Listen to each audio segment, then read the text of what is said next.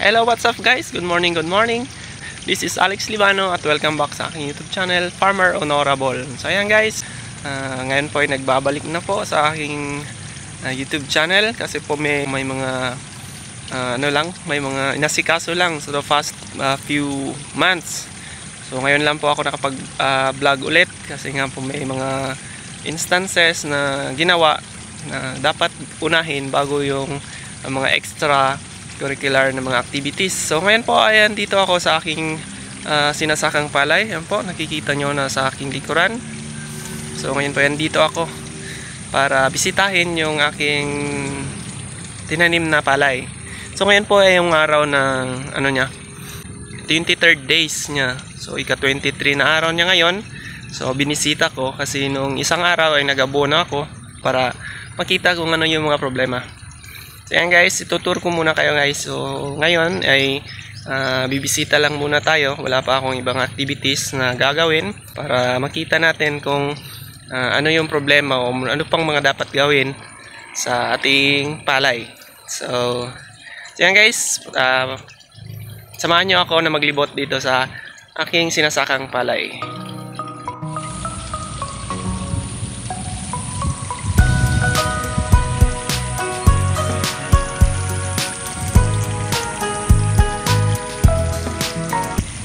Yan, so ito na nga guys, yung aking sinasakang palay. Yan, so maganda na siya guys. So, tapos na rin ako nakapag replant o nagpuna. Kasi may mga may mga paunti-unti, medyo may mga may mga malalaking luwang.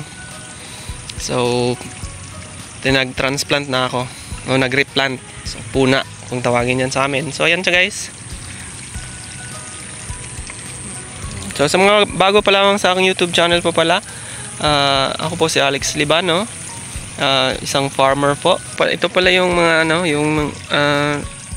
ito pala yung ina-upload ko na mga videos ng aking palay. So ito yung sinasaka ko na 1.25 hectares o 1 1/4 hectare.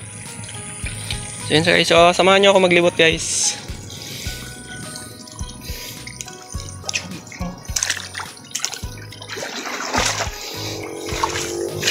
So ito pa guys. So itong itong palayan na to is pahaba. So ito yung medyo problema ko guys kasi matigas yung lupa niya guys. Hindi siya napupunduhan ng tubig. So ito. Pero ngayon kasi umulan kagabi. Kaya yan may tubig na.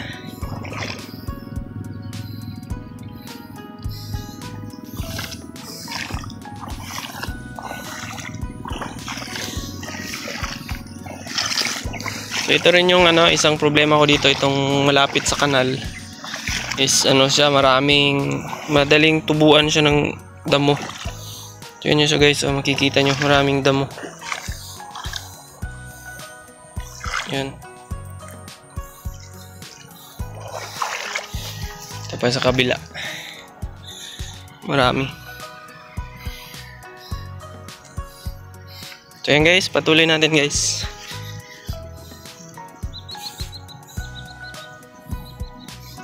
Ito yung yung mga na-replant na. So napunaan ko na siya guys.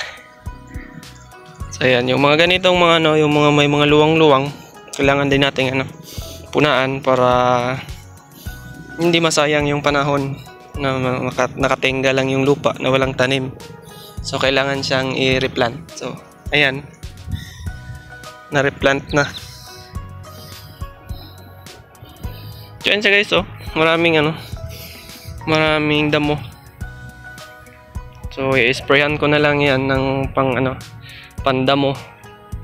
Kasi pag lang, manual lang yan. Mahirapan kasi medyo marami. So pag sabayin na lang, i-spray. At saka yung di mamamatay is i-manual na lang. Manual hand weeding.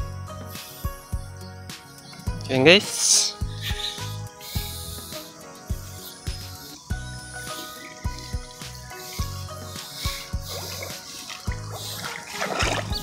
So ito dito yung medyo medyo okay siya. Berdeng-berde yung niya. Kasi nga ano, nakakapag-abono ako nung isang araw lang. So ayan na. So ang ginagamit ko palang abono dito guys ay hindi organic. Inorganic ako guys. So ang inorganic kasi is ano, quick release. So magagamit agad ng palay. So kaya madali siyang magamit ng palay. So ang palay pala is malakas siya sa nitrogen. So yun yung pinakakailangan ng palay. Parang main nutrients na kailangan niya. Pinaka-importante. So yan din guys, ito ako kumukuha ng tubig. Yan, sinarahan ko muna. Kasi nga bago lang ako nag abono. So yan siya.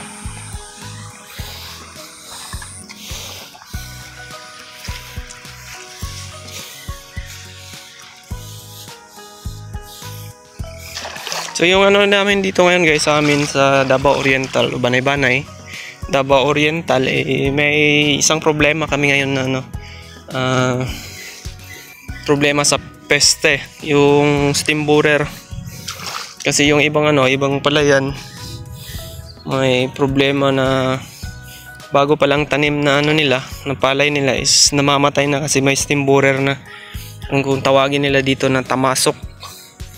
Yung maliliit pa lamang is pinapasok na siya ng steam borer.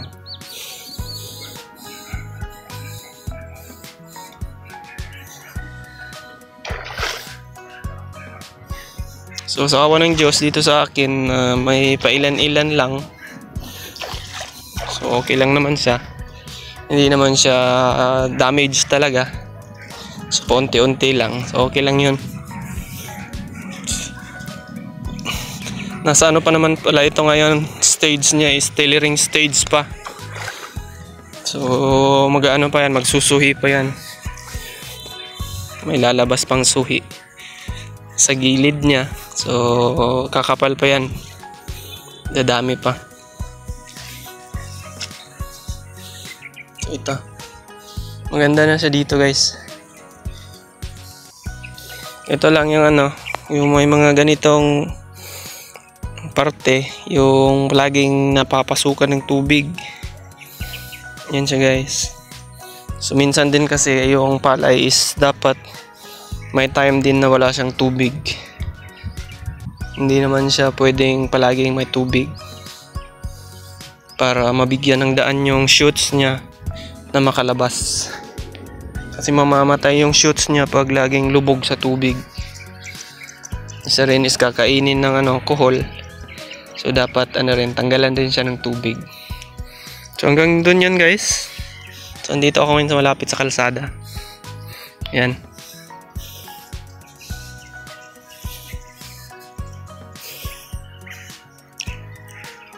So as far as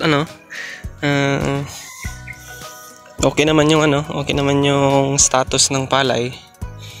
Yun lang ang problema ko ngayon is yung damo. So yan siya. Bibilhan ko pa ng ng pandamo. So yan siya guys.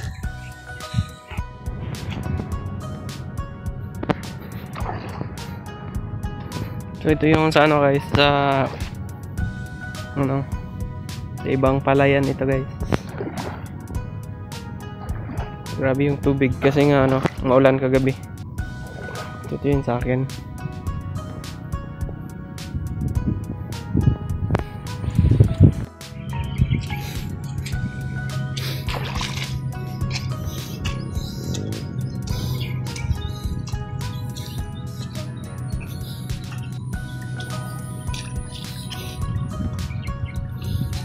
So ayan guys, hanggang dito yung yung area. Simula dito hanggang dun sa sa dulo. So pahaba ito guys. So ayan. So dito rin ako kumukuha ng tubig. Yung namin, kanal namin na pinasemento ng NIA. So sa NIA pala galing ito namin guys. Tubig namin. So lowland irrigated yung ano namin. So ayan guys, hanggang dito na lang muna ang aking video sa araw na ito. At maraming salamat sa pagsama sa akin sa pagbisita sa palay. So hanggang sa susunod po, maraming salamat and God bless po sa inyong lahat.